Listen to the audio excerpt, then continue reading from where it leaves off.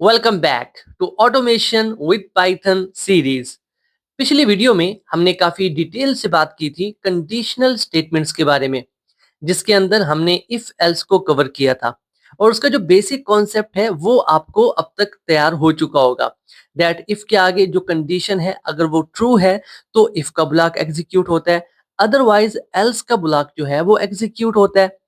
आज की वीडियो में हम इफ एल्स की हेल्प से कुछ प्रैक्टिस क्वेश्चंस सॉल्व करेंगे और ये प्रैक्टिस क्वेश्चन जो है वो ऑटोमेशन के रिलेटेड ही हैं। अब ऐसा नहीं है कि ये क्वेश्चंस फुली ऑटोमेटेड होंगे, सारा कुछ खुद ब खुद हो रहा होगा, ऐसा नहीं है। अभी तक क्योंकि हमने सिर्फ इफ एल्स को सीखा है तो इफ एल्स की हेल्प से जो जो काम हम ऑटोमेट कर सकते हैं वो हम इस वीडियो में कवर करेंगे। काफी मजा आने वाला है, आपको फील होगा कि हाँ यार आप ऑटोमेशन की तरफ ही जा रहे हो। एंड वन मोर थिंग, अगर ये प्रैक्टिस क्वेश्चंस आप अच्छे से समझ लेते हो, अच्छे से कर लेते हो और इस वीडियो को देखने के बाद खुद से भी आप इम्प्लीमेंट करते हो, तो आपकी जो बेस है वो काफी ज्यादा स्ट्रांग हो जाएगी। क्योंकि मेरी कोशिश ये है कि ऑटोमेशन की तरफ हम जा रहे हैं तो पहले जो आपकी बेस है, जो आपके कॉन्सेप्ट हैं, आपकी जो फाउंडेशन है वो काफी ज्यादा स्ट्रांग हो जाए, ताकि जैसे हम ऑटोमेशन में जाएं आपको किसी भी किस्म की परेशानी ना हो। ओके, तो जैसा कि हमारी रूटीन है, अ, हमारी वीडियो के दरमियान में या फिर एंड में कुछ प्रैक्टिस क्वेश्चंस शो होंगे आपको, जिनके आंसर आपको कमेंट सेक्शन में देने होंगे। ओके, काफी मजा आएगा। इससे क्या होगा कि पता चलता है कि हाँ आप सीख रहे हो, आपको कुछ ना कुछ आ रहा है। तो वेट करना है आपने प्रैक्टिस क्वेश्चंस का, ठीक है, उनका आंसर भी देना है, मैं खुद चेक करूंगा कमेंट सेक्शन में। तो चलिए जी, शुरू करते हैं इस वीडियो को और स्टार्ट करते हैं अपना पहला क्वेश्चन। तो हमारा पहला क्वेश्चन है सोशल मीडिया कमेंट फिल्टर। अब देखो, अगर आपने कभी सोशल मीडिया पे अकाउंट क्रिएट किया हो तो वहां पर कमेंट्स होते हैं। और जितने भी सोशल मीडिया के प्लेटफॉर्म्स हैं, चाहे वो इंस्टाग्राम हो, चाहे वो फेसबुक हो, चाहे वो यूट्यूब हो, वो आपको अलाउ करता है कि आप कमेंट्स को ब्लॉक भी कर सकते हो, या फिर अगर आप ब्लॉक नहीं करना चाहते तो आप किसी स्पेसिफिक वर्ड को भी ब्लॉक कर सकते हो। फॉर एग्जाम्पल, अगर आपके कमेंट में आके कोई लिखता है स्टूपिड और आप चाहते हो कि जब भी मेरे कमेंट के अंदर किसी ने स्टूपिड लिखा है तो उस कमेंट को ब्लॉक कर दो, तो पीछे एक एआई जो है वो ऑटोमेट हो रहा होता है और वो उस कमेंट को ब्लॉक कर देता है। तो कुछ उसी तरह का एक छोटा सा कोड हम लिखने वाले हैं। ऑब्वियसली अभी हम फुल ऑटोमेट तो नहीं करेंगे क्योंकि अभी तक हमने सिर्फ इफ एल्स को सीखा है, ठीक है, और ये चौथी वीडियो है हमारी सीरीज की। सिर्फ मैं आपको ना एक थोड़ा सा टच दूंगा कि हाँ किस तरह से ऑटोमेट आप चीजें कर सकते हो, ठीक है। तो यहाँ पर हम क्या करते हैं, हम ना यूजर से एक कमेंट लेंगे। तो एक वेरिएबल क्रिएट कर लेते हैं हम कमेंट, और यहाँ पर हम यूजर से ले लेते हैं इनपुट, ठीक है। और इनपुट पे हम एक मैसेज शो कर देते हैं दैट एंटर यूर कमेंट, ठीक है जी। इसके बाद हम क्या करेंगे, हम यहाँ पर फिल्टर लगाएंगे। अब क्योंकि हमने इफ एल्स को सीखा है और उसी के रिलेटेड ये क्वेश्चन है, तो हम इफ का यूज कर लेंगे। अब यहाँ पर ना मैं जितने भी वर्ड्स को ब्लॉक करना चाहता हूँ वो मैं लिख दूंगा। फॉर एग्जाम्पल मैं कहता हूँ कि अगर यहाँ पर आके कोई भी लिखता है स्टूपिड, ठीक है, तो उसको चेक करो। किसमें चेक करो? इन, अब जो मेरे पास इनपुट आ रहा है ना उसके अंदर चेक करना है। तो इनपुट आ रहा है कमेंट वेरिएबल के अंदर।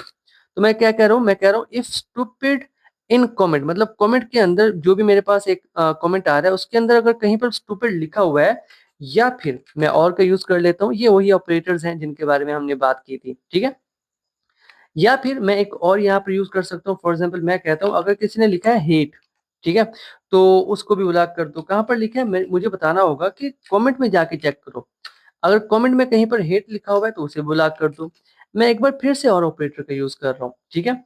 और यहाँ पर फॉर एग्जाम्पल मैं लिख देता हूँ इडियट, ठीक है, इडियट। और यहाँ पर भी मैं कह देता हूँ इन कमेंट, कि अगर कमेंट में किसी ने इडियट लिखा है तब भी उसे क्या कर दो, ब्लॉक कर दो। अभी फिलहाल मैंने ब्लॉक किया नहीं, इसके अंदर हम लिखेंगे अपने स्टेटमेंट, हम लिखेंगे प्रिंट, और यहाँ पर हम क्या लिख देंगे, सिंपल हम यहाँ पर लिख देंगे कमेंट ब्लॉक।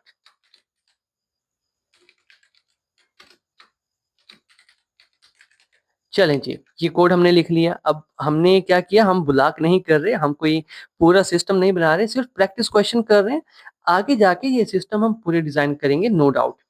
तो यहाँ पर हम क्या कर रहे हैं, हम और ऑपरेटर का यूज कर रहे हैं। और ऑपरेटर बेसिकली करता क्या है, हमने यहाँ पर 3 कंडीशन सेट कर दी हैं, स्टूपिड के लिए भी, एक ये हेट के लिए भी, और आखिर में इडियट के लिए भी।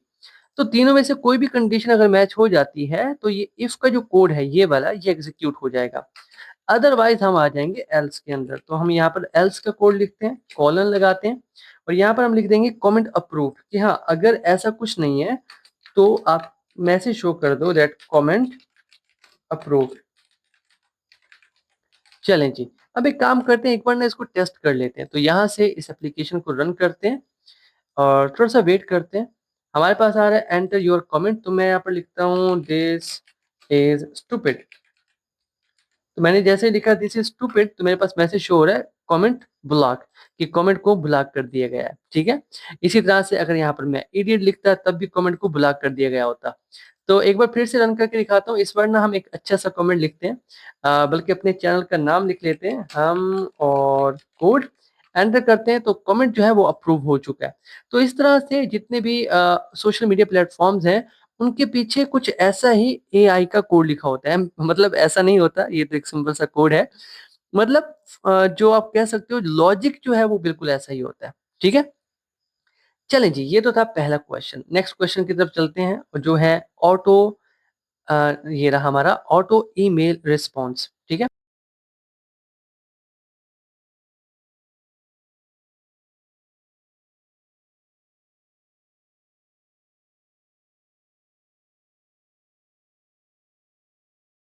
अब देखो हमारे पास ना जब भी ईमेल आती है ना या जब भी हम किसी को ईमेल सेंड करते हैं, तो हम क्या करते हैं, हम सब्जेक्ट लिखते हैं, ईमेल का सब्जेक्ट लिखते हैं।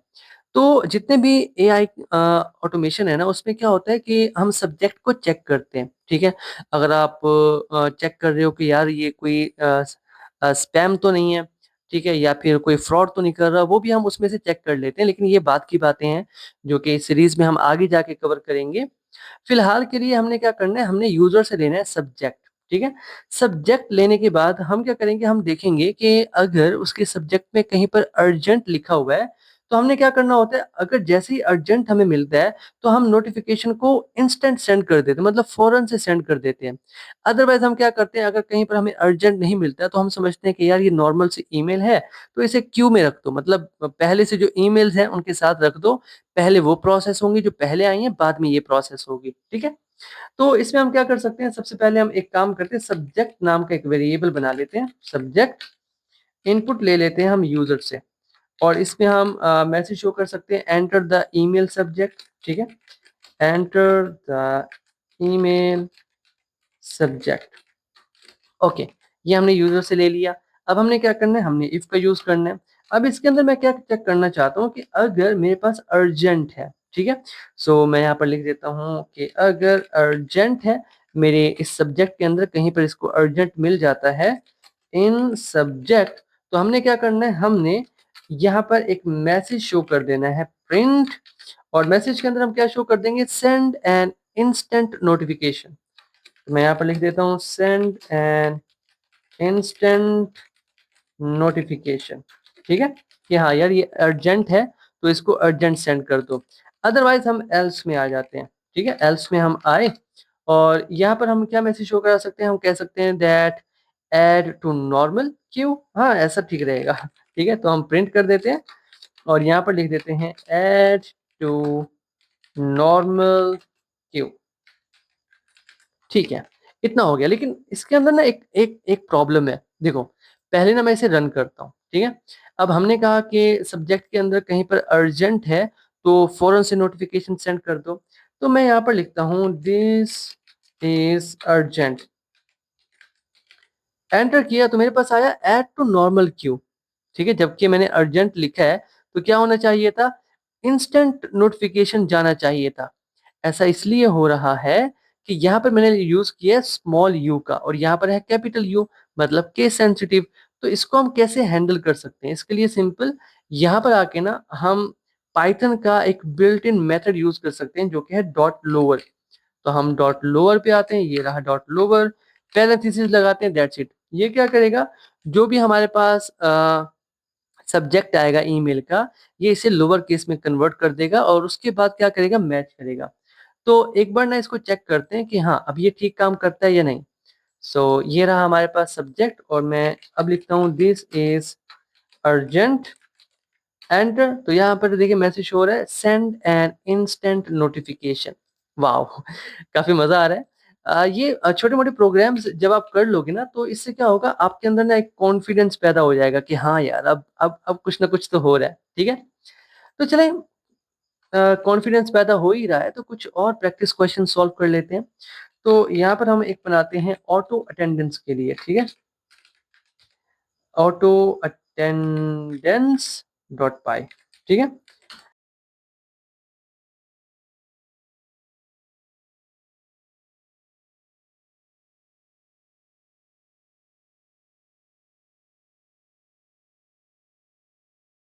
अटेंडेंस तो हर जगह पे होती है। आप ऑफ़िस में जाओ, वहाँ पर भी अटेंडेंस होती है, आप स्कूल में जाओ, वहाँ पर भी अटेंडेंस होती है। तो क्या हो अगर हम इसे ऑटोमेट कर दें?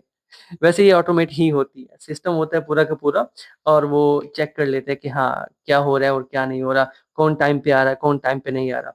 तो हम एक काम करते हैं, एक वेरिएबल बना लेते हैं एंट्री टाइम का, ठीक है? तो एंट्री टाइम का हमारा वेरिएबल है, और हम यूज़र से इनपुट ले लेते हैं। लेकिन इस पर टाइम जो है वो स्ट्रिंग के फॉर्मेट में तो नहीं होगा ना। मैंने आपको कहा था, जब भी आप इनपुट लिखते हो ना, तो जो भी कुछ आपके पास इनपुट आता है वो स्ट्रिंग के फॉर्मेट में होता है। तो मुझे तो नंबर में चाहिए, तो मैं यहाँ पर इंट का यूज़ कर लूँगा। आई होप ये बात आप समझ चुके होंगे, क्योंकि पहले भी हमने इसको कवर किया था। या फिर अगर हम एक काम करते हैं, डॉट भी साथ में ले लेते हैं, तो मैं फ्लोट का यूज़ कर लेता हूँ, ठीक है? फ्लोट ज़्यादा बेस्ट रहेगा।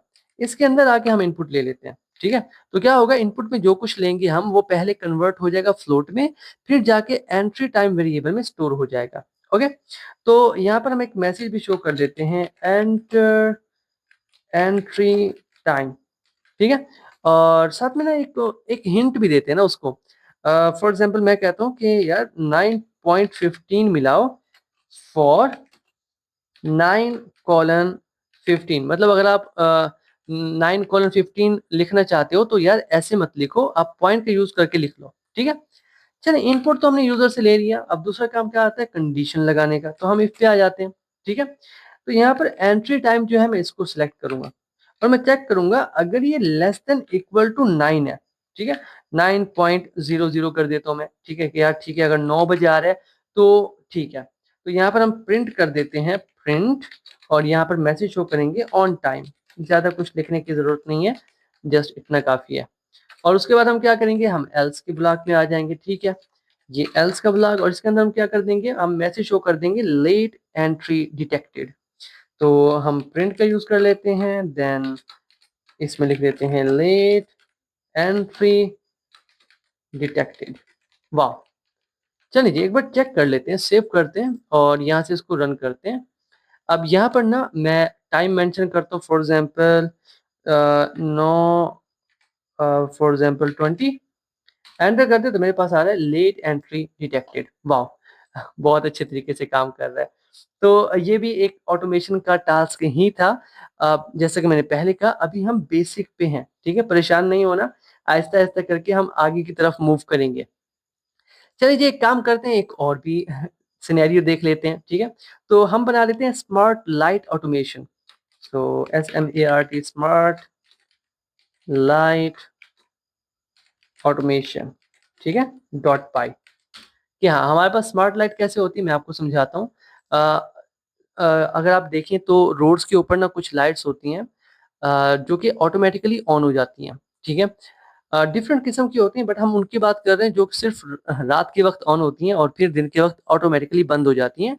तो उनके पीछे क्या होता है, एक ऑटोमेटेड सिस्टम लगाया जाता है कि हाँ, जैसे ही टाइम इतना हो तो ये ऑन हो जानी चाहिए, और जैसे ही दिन का वक़्त हो ये ऑटोमैटिकली ऑफ हो जानी चाहिए। तो कुछ वैसा ही सिनेरियो हम यहाँ पर इम्प्लीमेंट करना चाहते हैं। तो हम क्या करेंगे, हम टाइम ले लेंगे यूज़र से, ठीक है? कि हाँ, क्या टाइम हो रहा है, और मैं टाइम लूँगा इंट में, ठीक है? और उसके बाद हम इनपुट का यूज़ कर लेंगे, इनपुट, और देन हम एक मैसेज भी शो करा देंगे दैट एंटर टाइम, ठीक है? तो मैं कह देता हूँ एंटर टाइम, लेकिन साथ में ना एक हिंट भी शो करते हैं, क्योंकि जब तक यूज़र को हिंट शो ना करें ना, तो वो एप्लीकेशन की ऐसी की तैसी कर देता है, ठीक है? तो टेस्टर से बचना चाहिए। तो यहाँ पर मैं लिख देता हूँ कि यार 24, ठीक है? इस फॉर्मेट में ना मुझे आप टाइम दोगे, ठीक है? और एक काम करता हूँ, कुछ और भी बता देता हूँ कि यार 0 से लेकर ना आप मुझे 23 तक टाइम दो, इससे ज़्यादा मुझे ना दो। ठीक है, टाइम तो मैंने यूज़र से ले लिया, अब बारी आती है इफ एल्स की। तो यहाँ पर मैं आता हूँ, मैं टाइम सेट करता हूँ और मैं कहता हूँ कि यार अगर time greater than equal to 18 है ना, ठीक है? और या फिर एक और सिनेरियो भी हो सकता है, सुबह को भी देखना है हमने। या फिर जो हमारा टाइम है, वो आप कह सकते हो लेस देन 6 है, ठीक है? अगर ऐसा है तो हम मैसेज शो कर सकते हैं दैट प्रिंट, और इसके अंदर हम मैसेज शो कर देंगे दैट टर्न ऑन लाइट्स, क्योंकि रात का वक़्त है। सो टर्न ऑन लाइट्स, ओके। और इसके बाद हम आ जाते हैं एल्स के पार्ट में। एल्स के पार्ट में ज़्यादा कुछ नहीं लिखना, बस एक मैसेज शो कर देना है और मैसेज में हम क्या शो कराएँगे दैट टर्न ऑफ लाइट्स, ठीक है? लाइट्स को बंद कर दो। सो टर्न ऑफ लाइट्स, वाओ! चलिए जी, टाइम अगर गड़बड़ हो जाए ना आगे पीछे तो सँभाल लेना। चलिए जी, यहाँ से रन करते हैं और ठीक है जी, एंटर टाइम तो मैं लिखता हूँ जी 8, एंटर तो टर्न ऑफ लाइट्स, वाह! बिल्कुल ठीक तरीके से काम कर रहा है, वाह!